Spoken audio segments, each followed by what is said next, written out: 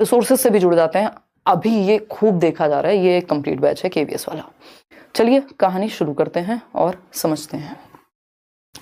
Telegram पर देखो, ये जो सीडीपी के जितने भी सेशन हुए ये पीडीएफ मैं आपको नोट्स की फॉर्म में दे चुकी हूँ, तो एक बार उसको आप देख लीजिए, मैं दोबारा से अपलोड कर दूंगी।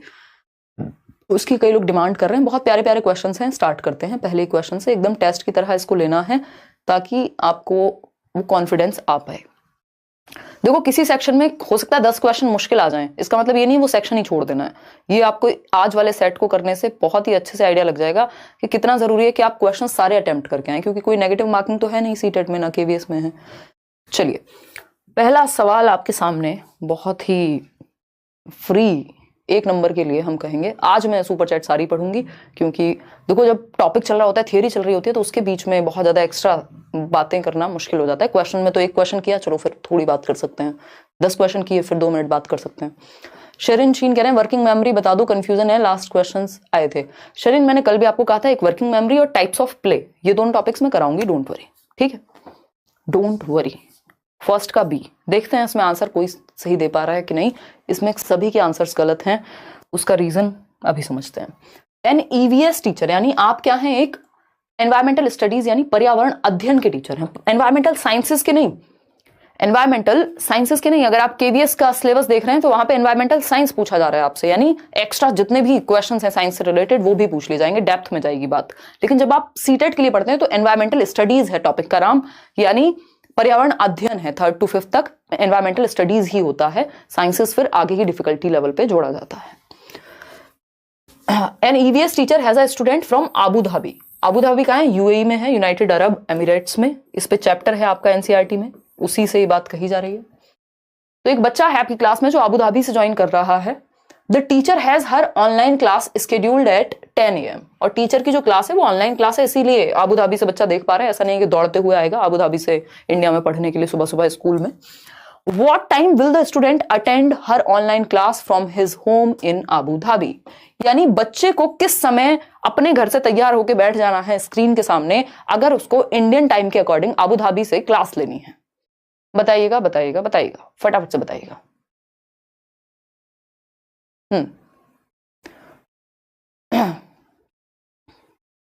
1.5 घंटे का अंतर है, एग्जैक्टली 8:30 बजे।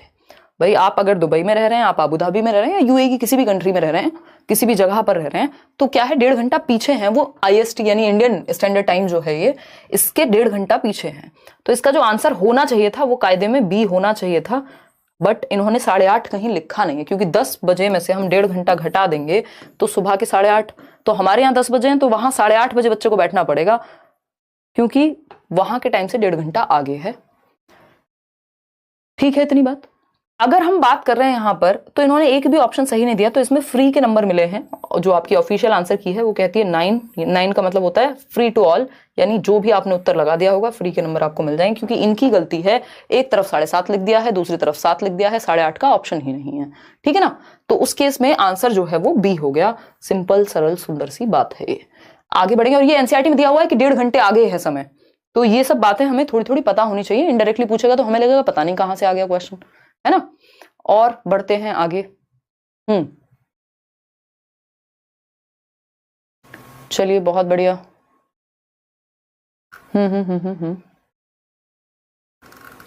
चलिए चलिए, बहुत ही अच्छी खुशी की बात है कि आप जवाब दे पा रहे हैं। पोल में जवाब देना है, कमेंट्स को अवॉइड करके, क्योंकि अगर आप लाइव देख पा रहे हैं तो उससे आपको पता लगेगा कितने % लोग आप जैसे सही उत्तर दे रहे हैं। 54% लोग कह रहे हैं ए ऑप्शन। क्वेश्चन क्या है, which of the following is the least used type of cooking oil, यानी भारत में भोजन बनाने के लिए निम्नलिखित में से किस प्रकार के तेल का उपयोग सबसे कम होता है। सबसे कम, तो सबसे कम मस्टर्ड ऑयल, भरपूर सरसों के तेल का प्रयोग होता है हमारे देश में। नारियल का भी प्रयोग होता है बहुत अलग अलग जगह पे अगर हम देखते हैं, और ग्राउंडनट ऑयल, मूंगफली का तेल। पाम ऑयल सबसे कम इन चारों ऑप्शंस में से यूज होता है। पाम मतलब ताड़ का तेल, खाने के लिए कम यूज करते हैं, और बहुत सारे प्रोडक्ट्स में ये यूज होता है। लोग पता नहीं कहाँ कहाँ शैम्पू से लेके और बहुत सारे ब्यूटी प्रोडक्ट्स वगैरह में भी यूज कर लेते हैं। तो पाम ऑयल बेसिकली कम यूज होता है अगर हम बाकी ऑयल्स का कंपैरिजन करें इंडिया के कॉन्टेक्स्ट में, कुकिंग के मामले में। तो ए ऑप्शन, ये एकदम फैक्चुअल सा क्वेश्चन है, इसमें मैं और आप कुछ कर नहीं सकते। क्वेश्चन नंबर 3 देखिएगा। A principal asked an EVS teacher to select indoor plants for her office. यानी एक प्रिंसिपल ने, आप स्कूल में गए, आपका सिलेक्शन हो गया केंद्रीय विद्यालय में मान लेते हैं, या जहां पर भी इस साल अभी केवीएस की वैकेंसी आई हुई है तो केवीएस ही मानेंगे, तो आपका सिलेक्शन हो गया और आपके प्रिंसिपल ने कहा कि एक काम करिए, आप ईवीएस टीचर हैं, इंडोर प्लांट सेलेक्ट करके लाइए कि आपको थोड़ा बहुत तो पर्यावरण के बारे में पता ही होगा, और इंडोर प्लांट सेलेक्ट करके लाइए जिनको हम बिना सनलाइट के भी, या कम सनलाइट भी अगर विंडो से आ रही है तो वो सर्वाइव कर जाएं। होते ना, कुछ इंडोर प्लांट्स होते हैं, कुछ आउटडोर प्लांट्स होते हैं जिनको सनलाइट की जरूरत ज्यादा होती है, उनको बाहर रखा जाता है। जो कम सनलाइट में भी गुजारा कर लेते हैं, हफ्ते में एक आध दिन दिखा दो, तो उनको हम इंडोर कह रहे हैं। तो आप एज अ ईवीएस टीचर अपने ऑफिस के अंदर रखने के लिए पौधे चुनने गए हैं, तो कौन सा समूह आप चुनेंगी, कौन सा ग्रुप ऑफ प्लांट्स आप चूज करेंगी इन 4 ऑप्शंस के कॉम्बिनेशन में से? एलोवेरा, पेट्यूनिया या मनी प्लांट? फिर एलोवेरा, मनी प्लांट, क्रोटोन, या फिर मनी प्लांट, पेट्यूनिया और मिंट। मिंट आपका वही पुदीना, तो पुदीना कैसे सरवाइव करेगा घर के अंदर, है ना। और बात रही किसकी, ये पेट्यूनिया की, तो ये एक ऐसा पौधा है, अगर नहीं भी बताया तो हम इसके बारे में अब जान सकते हैं, जिसको सनलाइट की बहुत ज्यादा जरूरत होती है, लगभग 6 घंटे तो चाहिए ही दिन में। तो उस केस में ये तो जहां जहां है इसको हम हटाएंगे ही। मनी प्लांट हमने देखा है बेचारा कहीं भी काम चला लेता है, अपना जीवन चल जाता है। एलोवेरा हुआ या क्रोटॉन का तो बारे में हमने एनसीईआरटी में पढ़ा भी है, तो कम पानी या कम सनलाइट में भी जीवन चल जाएगा, थोड़ा बहुत दिखा दो कभी कभी, काम बन जाएगा। ठीक है, कोई दिक्कत परेशानी इस बात को समझने में अगर हो रही है? Aloe vera, money plant, croton. ठीक, आगे बढ़ेंगे। क्वेश्चन नंबर 4 देखिएगा एक बार, ये क्या कहता है?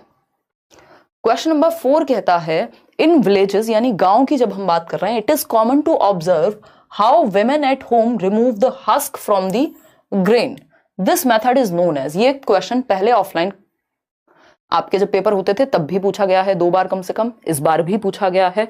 यानी गांवों में हम यह साधारण रूप से देख सकते हैं कि जो महिलाएं हैं वो अनाज से भूसे को कैसे अलग करती हैं, ऐसे फटक करके। ठीक है ना, अगर किसी ने देखा है, कोई गांव के दर्शन किसी ने किए हैं, जो कि करने ही चाहिए अगर आप भारत में रहते हैं तो आपको ये बात थोड़ी बहुत आइडिया लग रही होगी कि इसको विनोइंग कहते हैं। ये सिंपल आंसर है इसका, निष्पादन या फटकना कहते हैं। झाड़ के ऐसे अलग करते हैं जब आप किससे, जो अनाज है और उसको भूसे से अलग कर रहे हैं। याद रखिएगा, अनाज है जिसको भूसे से अलग कर रहे हैं, ये विनोइंग है। हैंड पिकिंग तो हो गया, आप जैसे चावल में से गंदगी निकाल रहे हैं, वो हैंड पिकिंग है एक तरह से, कि आप हाथ से चुन रहे हैं। ठीक है, छानना, अगेन छान थोड़ी रहे हैं यहाँ पे, आप फटक के निकाल रहे हैं। छानने में आप छन्नी का प्रयोग करते हैं। थ्रेशिंग हो गया वो जो आप जब आप फसल काट के लाए हैं, गेहूं मान लीजिए काट के लाए हैं, चावल काट के लाए हैं, उसको झाड़ झाड़ के ऐसे किसी चीज पर, तब आप थ्रेशिंग मतलब उस ग्रेन को साइड कर रहे हैं एक तरह से। बाद में उस ग्रेन में से हस्क को अलग निकाला जाएगा, जब आप उन रूट से निकाल रहे हैं जिन चीजों को, जब हम थ्रेशिंग का प्रयोग कर रहे हैं। अगर हम बात कर रहे हैं यहाँ पे विनोइंग की, तो ये आप देख पा रहे हैं एक अंकल हैं और जेंडर पैरिटी का यूज करते हुए हमने पहले अंकल को दिखाया है कि ये एक मेल है और क्या कर रहे हैं, भूसा अलग कर रहे हैं जो बीज है उससे, थ्रेशिंग के माध्यम से। ठीक, और यहाँ पे एक आंटी भी मिलेंगी आपको आगे, यहाँ पे आंटी हैं जो विनोइंग का प्रयोग कर रही हैं। किस चीज के लिए? भूसे को दाने से अलग करने के लिए। आप देख रहे हैं यहाँ दाने पड़े हुए हैं, एक तरफ भूसा होगा और जो भी इसमें से हस्क निकल जाएगा। और उससे पहले, जो इससे पहले की प्रक्रिया है वो थ्रेशिंग है, कि जब आप काट के लाए फसल को, फिर उसको मार मार के ये बीज अलग कर रहे हैं आप, फिर इसमें से भी भूसा अलग करेंगे तो ये विनोइंग हो जाएगा। तो ये सिंपल विनोइंग हो गया। इस पे क्वेश्चन आ जाता है कई बार, इसलिए हम थोड़ा सा इस पे ज्यादा जोर देंगे। क्वेश्चन नंबर 5 देखिएगा एक बार, The relationship between organisms where one organism benefits from the association while the other is harmed। Line ध्यान से पढ़िएगा क्योंकि ये क्वेश्चन कई बार घुमा करके पूछा गया है सीटेट में, इसके आसपास वाला क्वेश्चन, एग्जैक्ट ये नहीं है वो क्वेश्चन। तो जीवों में संबंध, जबकि एक जीव को साहचर्य से लाभ होता है और दूसरे को हानि होती है, यानी 2 ऑर्गेनिज्म है एक दूसरे के साथ रह रहे हैं, बट एक को लाभ है और एक को हानि है, तो एक के लिए ये चीज पॉजिटिव हो गई, एक के लिए नेगेटिव हो गई। यानी एक तो होस्ट है और एक है जो उस पर फीड कर रहा होगा। ऐसा एक क्वेश्चन आता है सिम्बायोटिक रिलेशनशिप का बगुला और भैंस के ऊपर, है ना, कि वो बगुला क्या है, उन दोनों का सिम्बायोटिक रिलेशनशिप है, दोनों के लिए अच्छा है। बगुला जो है, जो भी पैरासाइट्स वगैरह होते हैं उनको खा जाता है भैंस के ऊपर से, स्किन में से, और उसका भी पेट भर जाएगा और भैंस को भी आराम मिल जाएगा, या जो भी बफेलो है या जो भी एक इस तरह का एनिमल है, तो वो सिम्बायोटिक मतलब अच्छे हैं। तो ये सिम्बायोटिक आंख बंद करके नहीं लगा देना यहाँ, ये है क्योंकि यहां बात हो रही है एक ऑर्गेनिज्म को तो बेनिफिट मिल रहा है और दूसरे को हार्म हो रहा है। जैसे हमें अगर मच्छर काटे तो मच्छर के लिए तो बेनिफिट है भैया, खून पी के मोटा हो जाएगा, एकदम ताजा ताजा मच्छर आपने देखा होगा कभी। और गलती से अगर आप उसको मार दें तो वो दिखाता है कि आपका B positive group blood group उसके अंदर भरा हुआ है ना। तो ये वो वाला रिलेशनशिप है, इसको पैरासाइटिसिज्म कहेंगे। पैरासाइटिसिज्म कहेंगे यानी परजीविता है ये, कि सामने वाले को हार्म हो रहा है लेकिन आपके मजे आ रहे हैं। ऐसे लोग भी होते हैं, इंसान भी होते हैं पैरासाइट्स जैसे, है ना, वो दूसरों का खून पी के खुश होते हैं, उनका जीवन दूसरों के खून से चलता है। तो म्यूचुअलिज्म, इसमें दोनों एक दूसरे का बेनिफिट कर रहे हैं या दोनों एक दूसरे के लिए जीवित रख पा रहे हैं एक दूसरे को। कंपटीशन तो फिर आपको पता ही है। पैरासाइटिसिज्म यानी परजीविता, डी ऑप्शन अगर आप यहां देखेंगे तो ये हम देख पा रहे हैं मच्छर है।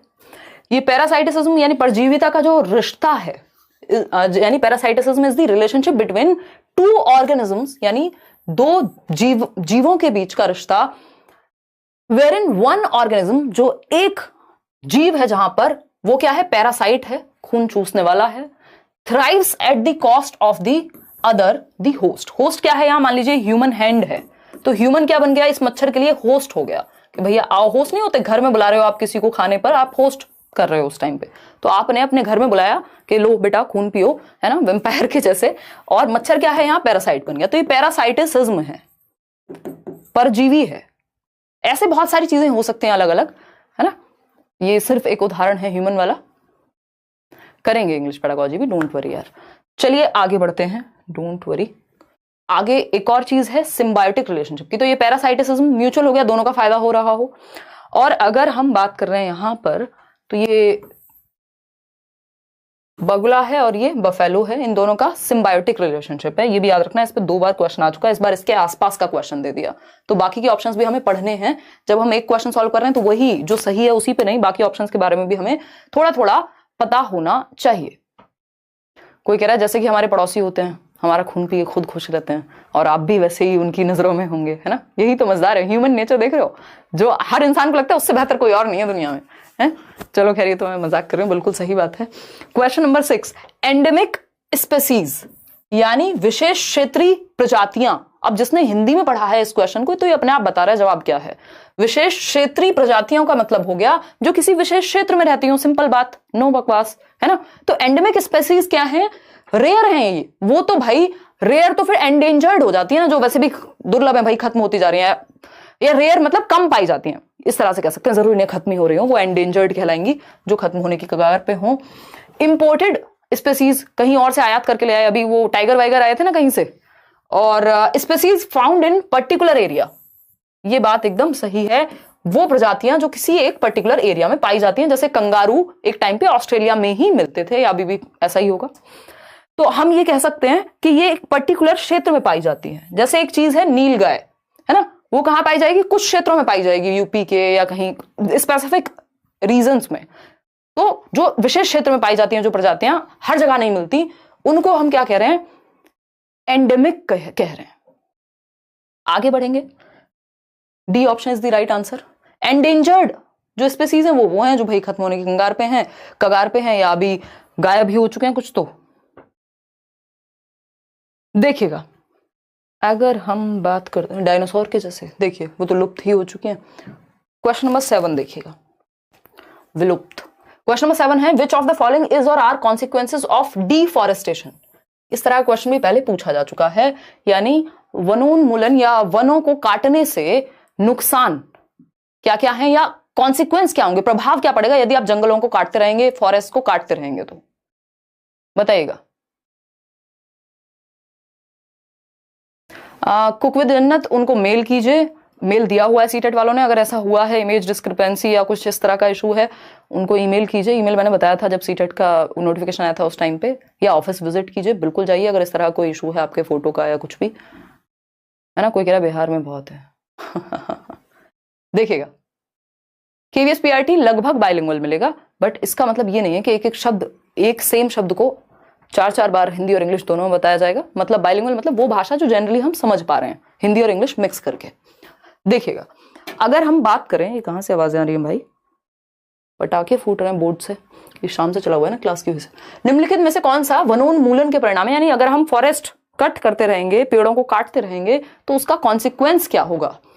पहला ऑप्शन है इंक्रीज ऑफ एटमॉस्फेरिक टेम्परेचर, यानी वायुमंडलीय तापमान में वृद्धि। आप देख लीजिए, अगर आप गांव जाते हैं तो आपको कई डिग्री टेम्परेचर कई बार कम मिल जाता है। जहां आसपास पेड़ होते हैं जिन इलाकों में, वहां पर क्या है, टेम्परेचर हल्का सा कम होगा बाहर के रोड से, ये बात हम जानते हैं। तो बिल्कुल सही बात है, अगर पेड़ नहीं है तो क्या होगा, टेम्परेचर इंक्रीज होगा।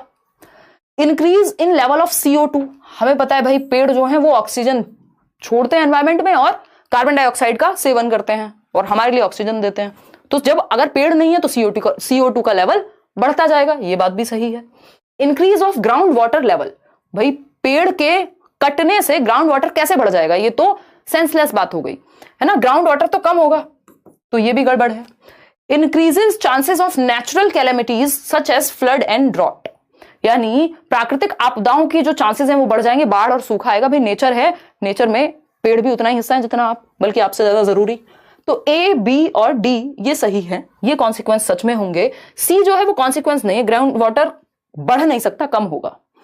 तो A, B, D हम देख रहे हैं, A, B, D, A, B, D Villiers नहीं है, ये simple A, B, D option है, ठीक। तो C option is the right answer. Clear है ये बात? आप तो पोल 3 दिन पहले हटा देते हो भाई साहब, हैं? चलिए आगे बढ़ते हैं, क्वेश्चन नंबर 8 देखिएगा। और फिर भी टाइप करने में 4 साल लगा देते हो, क्या करते रहते हो लैपटॉप में, है? बता दीजिए। नहीं बताएंगे? शौर्य सिंह के एग्जाम्स खत्म हो गए। मैम एप्लीकेशन में लास्ट में डिवाइस टोकन मांग रहा है, वो क्या होता है? एक बार कॉल करके पता कर लो, नहीं तो मैं बोल दूंगी सोनल, मुझे मेल छोड़ देना। ऐसा कुछ होगा कि मतलब आपने कहीं दूसरे डिवाइस से तो लॉगिन नहीं कर लिया है, तो उसमें फिर दिक्कत आ जाती है।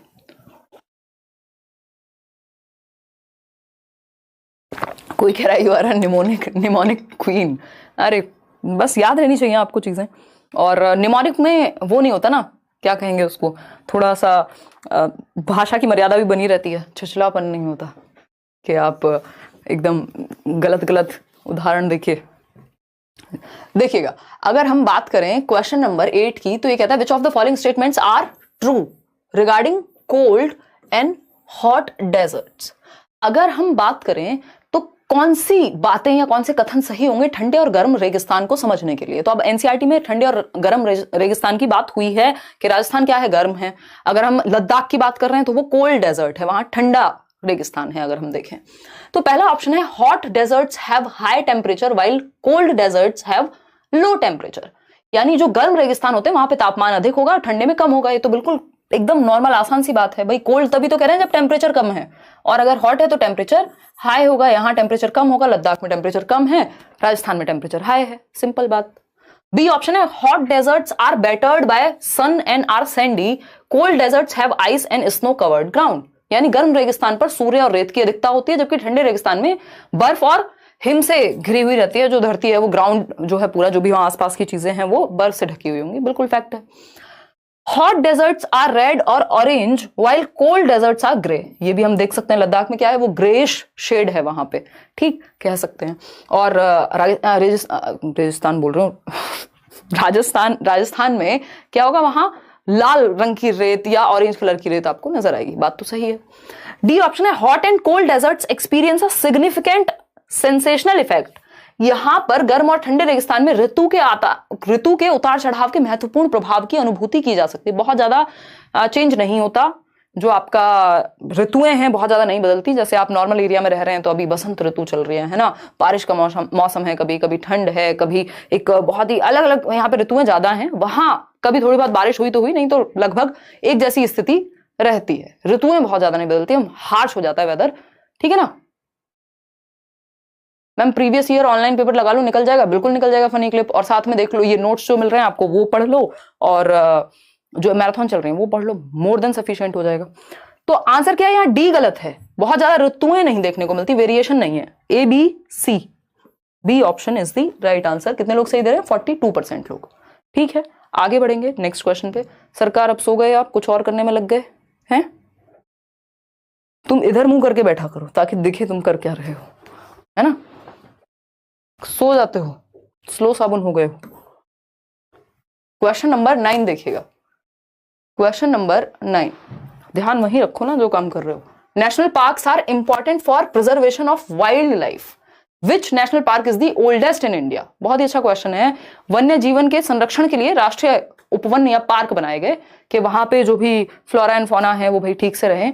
और अगर हम देख रहे हैं यहाँ पे नेशनल पार्क्स इंपॉर्टेंट है प्रिजर्वेशन ऑफ वाइल्ड लाइफ के लिए, स्पेशली वाइल्ड लाइफ, अगर यहाँ पे फ्लोरा को साइड भी कर दें तो हम कह रहे हैं कि वाइल्ड लाइफ के कंजर्वेशन के लिए कि इनको ना तो शिकार किया जाएगा इस एरिया में, ना इस तरह की चीजें होंगी, तो कौन सा नेशनल पार्क जो है वो ओल्डेस्ट है इंडिया में, ये पूछा है हमसे। अब इसमें जवाब जो है वो अलग अलग तरह के हैं और लाइक शेयर करना आप लोग भूल जाते हैं, बट वो कर दीजिए अगर आपको सेशन पसंद आ रहा है तो।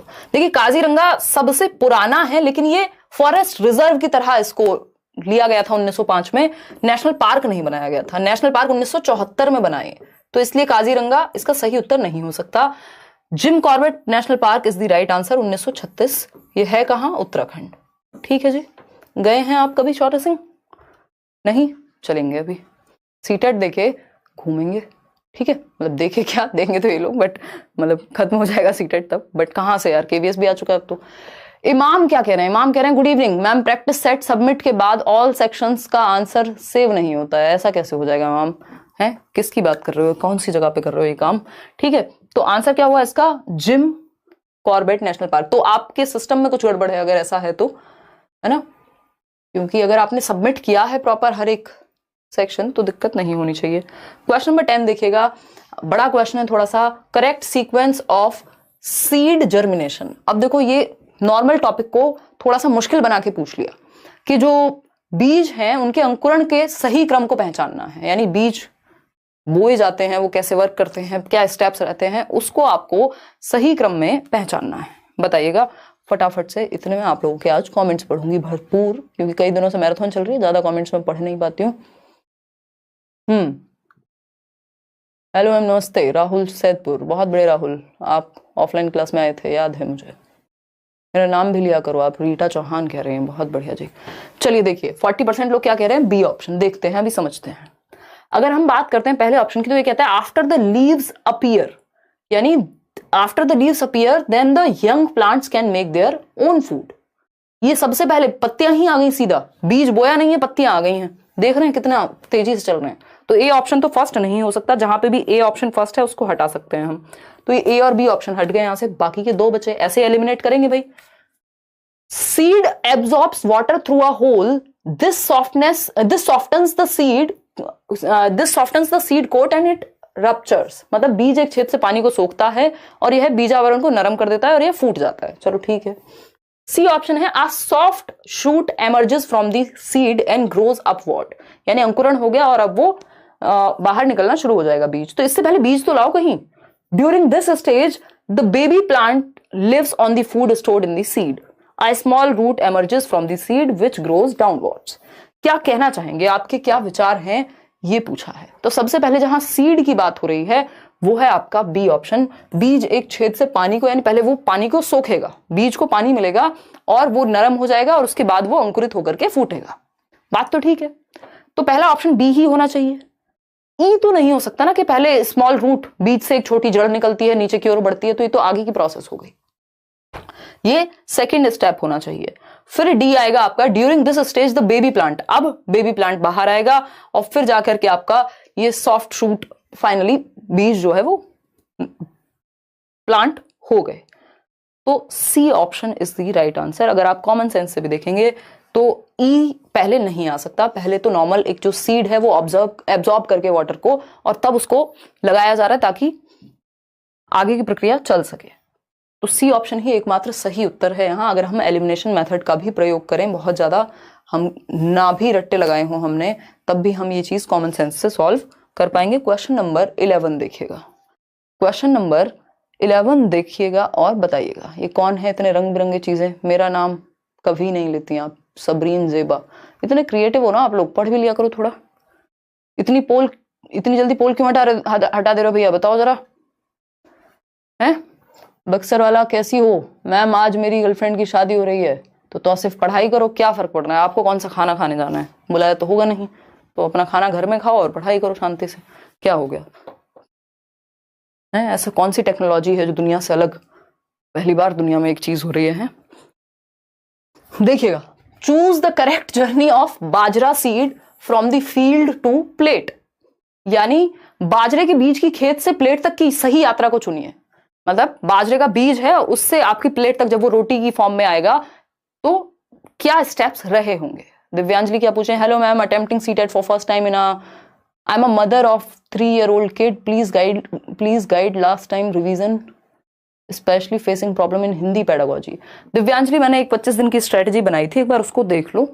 और सिर्फ मैराथन सेशंस प्रीवियस ईयर, जहां प्रीवियस ईयर में अटक रहे हो, मान लो हिंदी में ही कौन से टॉपिक्स में दिक्कत आ रही है, समझ के पढ़ने में दिक्कत आ रही है, तो उनको और अच्छे से 4-4 बार रिवाइज करके ढंग से समझो पहले कि कहना क्या चाह रहा है क्वेश्चन, और प्रैक्टिस करनी है मैराथन से। नोट्स आपके पास हैं, उतनी चीजें इनफ हो जाएंगी, दिक्कत आपको नहीं आएगी, पेपर निकल जाएगा। बेशक आपको घबराहट हो रही हो, लेकिन अगर आप पढ़ते रहेंगे इस घबराहट के दौरान भी तो नुकसान नहीं होगा, उससे निकल जाएगा पेपर, पता भी नहीं लगेगा आपको। सी ऑप्शन 81% लोग कह रहे हैं। मतलब फसल काटना, चलो हार्वेस्टिंग तो कॉमन है सभी जगह, तो ये तो फर्स्ट ऑप्शन हो ही गया। फसल काटना, उसके बाद आप कह रहे हैं थ्रेशिंग यानी फटकना, जो हम शुरुआत में बात कर रहे थे कि कट गई फसल, फिर उसके बाद उसको ऐसे झाड़ झाड़ के थ्रेशिंग हो जाएगी, ठीक है बात। फिर विनोइंग होगी, बिल्कुल यही बात हम कर रहे थे कि थ्रेशिंग के बाद विनोइंग आएगी। थ्रेशिंग के बाद विनोइंग नहीं है ना कहीं, हार्वेस्टिंग है, थ्रेशिंग है, नीडिंग आ गई, सीधा आटा गूंथने लग जाओगे। मतलब अभी ना थ्रेशिंग की जरूरत पड़ी ना किसी और चीज की, इसके बाद विनोइंग आना था। विनोइंग बाद में होगी, पहले आटा गुथ जाएगा, ये तो कैसी बात हो गई। हार्वेस्टिंग, विनोइंग ठीक है, ग्राइंडिंग सीधा पीसना शुरू कर दिया, मतलब ना थ्रेशिंग हुई। Threshing, winnowing, grinding, kneading, rolling, roasting, यानी पहले फसल काटी गई, फिर थ्रेशिंग हुई, उसको मार मार के पीट पीट के क्या कर दिया गया, बीज को अलग कर दिया गया, और जो उसकी फसल थी, जो पीछे का भाग था, उसको अलग कर दिया गया, रूट्स को।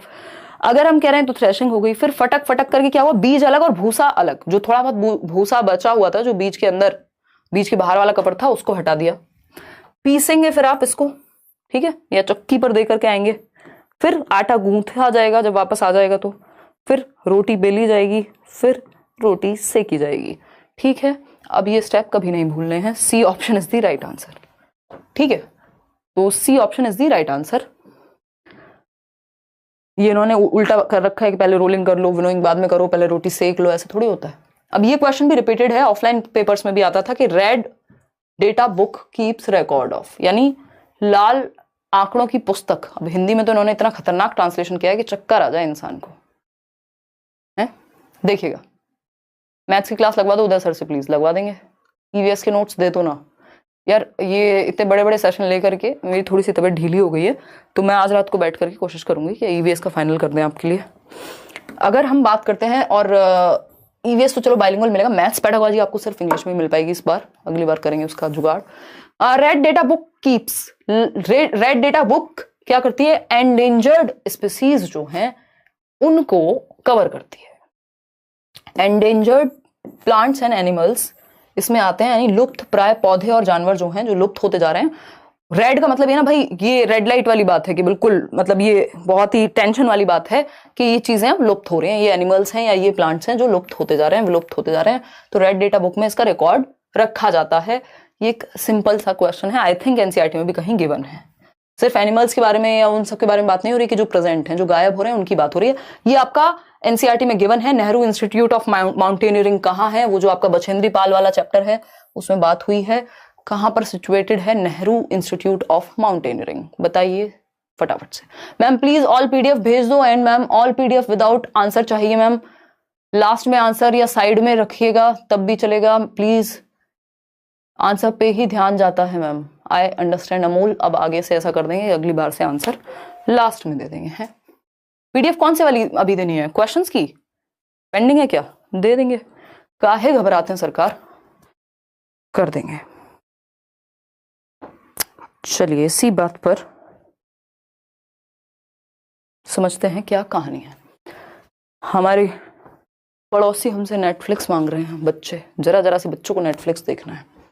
हमने नेटफ्लिक्स लिया ही इसलिए है ताकि हम बांट सकें। Nehru institute of, but class के बीच में नेटफ्लिक्स कैसे दे दें बताओ आप।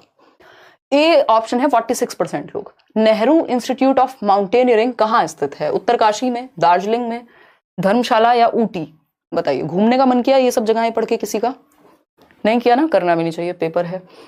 ये उत्तरकाशी यानी उत्तराखंड में सिचुएटेड है। आई थिंक एक बार ये आप चेक भी कर लीजिएगा, 1936 के आसपास ये शायद बना होगा, ईयर एक बार में कंफर्म नहीं है, बट ये उत्तरकाशी में है पक्का पक्का, ये लिखा भी हुआ है आपकी बुक में एनसीईआरटी अगर आप पढ़ेंगे तो। और उत्तराखंड, यानी अगर उत्तराखंड लिखा होता तब हम उसके साथ चले जाते। ठीक, A option is the right answer. तो कैसे पहाड़ चढ़े जाएंगे वो यहां सिखाया जाएगा। क्वेश्चन नंबर 14 देखिएगा। क्वेश्चन नंबर 14 बहुत ही प्यारा क्वेश्चन है, मैप से एक क्वेश्चन है, जो कि मैप से कई क्वेश्चन आते ही हैं। जवाब दीजिएगा, जवाब फटाफट से जवाब दीजिएगा। अरे सर इतने स्लो साबुन कैसे हो गए हैं, थक जाते हैं क्या? आइसक्रीम खिलाएं आपको? दीदी आपने सीडीपी सारी थ्योरी करा दी ना? हाँ रूपा, अभी पेडागोजी वाला पार्ट उसमें रह गया, जैसे एनईपी, जैसे आरटीई, जैसे एनसीएफ, इस तरह की 2-3 चीज, इंक्लूसिव एजुकेशन, सीसीई। तो अभी एक सेशन बड़ा सा कल लगेगा जिसमें हम डिस्कशन करेंगे। थियरीज सारी हो चुकी हैं जो जरूरी हैं। इसके अलावा एक मेमोरी का इस बार हल्का सा क्वेश्चन आ गया था, शॉर्ट टर्म मेमोरी, और एक टाइप्स ऑफ प्ले, ये मैं आपको इन बिटवीन किसी दिन क्वेश्चंस के साथ करा दूंगी। आज बहुत गलत हो रहे हैं। हाँ सौम्या, ये सेट थोड़ा सा मुश्किल है, इसीलिए हम इस सेट को डिस्कस कर रहे हैं। 22,000 लोग जुड़े हुए हैं हमारे साथ, सिर्फ 12,000 लोगों ने लाइक किया। क्या चाहता है? हमको सब ध्यान रखना होता है, कौन लाइक किए हैं कौन नहीं किए हैं। देखिए, identify which one of the following states have sea on one side, यानी भारत के राज्य हैं मैप पर, अगर आप उनको मानचित्र पर देखते हैं तो किस राज्य की जो सीमा है उसके एक तट पे समुद्र है। एक तट की बात हो रही है। गुजरात, हाँ पता है हमें समुद्र है। महाराष्ट्र, हाँ पता है समुद्र है। गोवा, बिल्कुल पता है, आप जाते ही इसलिए, गोवा के प्लान आप बनाते ही इसलिए समुद्र मिलेगा। कर्नाटका, सोच लो, मिल सकता है। Kerala, Tamil Nadu, Andhra Pradesh, waste Bengal, Andaman and Nicobar. अरे यार, अंडमान एंड निकोबार तो आइलैंड है अपने आप में, वो तो चारों तरफ से भी घिरा हुआ है। फिर यहां पे बात हो रही है एक साइड की, ये नहीं है कि पानी के अंदर ही कौन बैठा हुआ है। अंडमान एंड निकोबार चलोगे ब्रो? जनवरी में नहीं जा पाएंगे, कोशिश करेंगे। चलो, हमारा अंडमान एंड निकोबार का प्लान जमानों से बन रहा है, पापा बनाया करते थे, अब हम उसको फॉलो नहीं कर पा रहे हैं, आज तक भी जा ही नहीं पा रहे हैं। जाएंगे, बट अगर हम बात करें, हमारी फैमिली ट्रिप अटकी हुई है अंडमान निकोबार की। बी ऑप्शन है गुजरात, महाराष्ट्र, गोवा, कर्नाटका, केरला, तमिलनाडु, आंध्र प्रदेश, वेस्ट बंगाल एंड उड़ीसा। फटाफट से बताइए। गुजरात यस है, महाराष्ट्र यस है, गोवा यस है, कर्नाटका भी चलेगा, केरला भी चलेगा, तमिलनाडु भी चलेगा, आंध्र प्रदेश भी चलेगा, वेस्ट बंगाल एंड उड़ीसा भी चलेगा। तो क्या यही सही उत्तर माने? चलिए देख लेते हैं। सी ऑप्शन है गुजरात, मध्य प्रदेश, गोवा, कर्नाटका, केरला, तमिलनाडु, आंध्र प्रदेश, वेस्ट बंगाल एंड उड़ीसा। देखिए, मध्य प्रदेश में अगर समुद्र आ गया तो फिर तो क्या ही कहने है, तो ये तो हट गया। डी ऑप्शन है गुजरात, मध्य प्रदेश। अगेन मध्य प्रदेश और समुद्र का क्या मतलब है? समुद्र को किसी तट पे नहीं है मध्य प्रदेश, ठीक है। बी ऑप्शन, मध्य प्रदेश भी ऐसी, मध्य प्रदेश वाले भी ऐसे ही दुखी हैं जैसे दिल्ली वाले, उनको भी गोवा गुजरात ही जाना पड़ रहा है समुद्र देखने। तो गुजरात, महाराष्ट्र, गोवा, कर्नाटक, केरला, तमिलनाडु, आंध्र प्रदेश, कितने राज्य इन्होंने दे दिए? 1 2 3 4 5 6 7 8 और 9। और इन्हीं 9 को अब हम मैप पर देखेंगे। फटाफट से देखते हैं। अगर आप यहां देखेंगे, अब हटा दो पोल, बैठे क्यों हो ब्रो? क्या हो गया तुम्हारे प्रेजेंस ऑफ माइंड को? ज्यादा पढ़ाई कर लियो एग्जाम्स में? देखिए, अगर हम यहां बात करें, यही 9 स्टेट्स हम देख सकते हैं। गुजरात समुद्र है भाई, अरेबियन सी है। महाराष्ट्र, गुजरात, महाराष्ट्र। अगर हम बात कर रहे हैं किसकी? थर्ड, गोवा की, ठीक है, अरेबियन सी है इनके सबके साइड में, क्योंकि वेस्ट में अरेबियन सी होगा, वेस्टर्न स्टेट्स में। ईस्टर्न स्टेट्स में आपकी बे ऑफ बंगाल यानी बंगाल की खाड़ी हो जाएगी, सिंपल बात है। नीचे इंडियन ओशियन होगा, ठीक।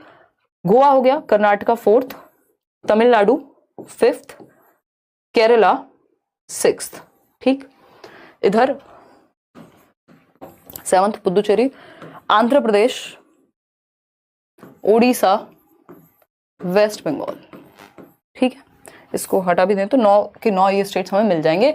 मध्य प्रदेश यहां कहीं है, जिसको ये कह रहे थे कि भैया एमपी के तो आसपास भी पानी देखने को नजर नहीं आ रहा। तो ये मैप हमें मल्टीपल टाइम्स देखते रहना है, क्योंकि पेपर में क्वेश्चन आता ही आता है। आगे बढ़ेंगे, समझेंगे क्या कहानी है। देखेंगे एक बार क्वेश्चन नंबर 5 क्या कहता है। देखिएगा क्वेश्चन नंबर 5, पढ़िएगा, थोड़े से बड़े बड़े क्वेश्चंस हैं, बट आप जवाब दे पाएंगे, हमें पूरा विश्वास है। भाई इतनी देर पहले तक ऐसे थोड़ी होता है शौर्य, ध्यान ही नहीं बाबू, गलत बात नहीं। तो टिपिकल है ना क्वेश्चन? हाँ पूजा, आज के क्वेश्चंस टिपिकल हैं ऑफ कोर्स। मतलब 10 घंटे पहले तुमको बता दिए थे कि भाई कमाल करते हो आज।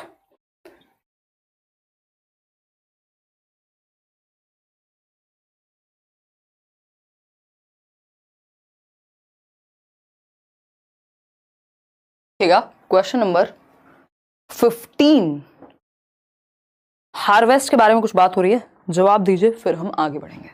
बी ऑप्शन कह रहे हैं 52% लोग। चलिए समझेंगे क्या सही है और क्या गलत है। 52% लोग कह रहे हैं B option is the right answer over here. चलिए मान लिया हमने बी ऑप्शन। देखते हैं, अगर हम बात करें harvest festivals are major occasions of joy and gaiety, मतलब क्या, वो फसल कटने का जो पर्व है वो खुशी और उल्लास का पर्व होता है देश भर में, हम देखते हैं, और इस पे अलग अलग जगह पे अलग अलग नाम भी हैं, इसके इवेंट्स होते हैं। उत्तर प्रदेश, बिहार और मध्य प्रदेश सेलिब्रेट तिल संक्रांति।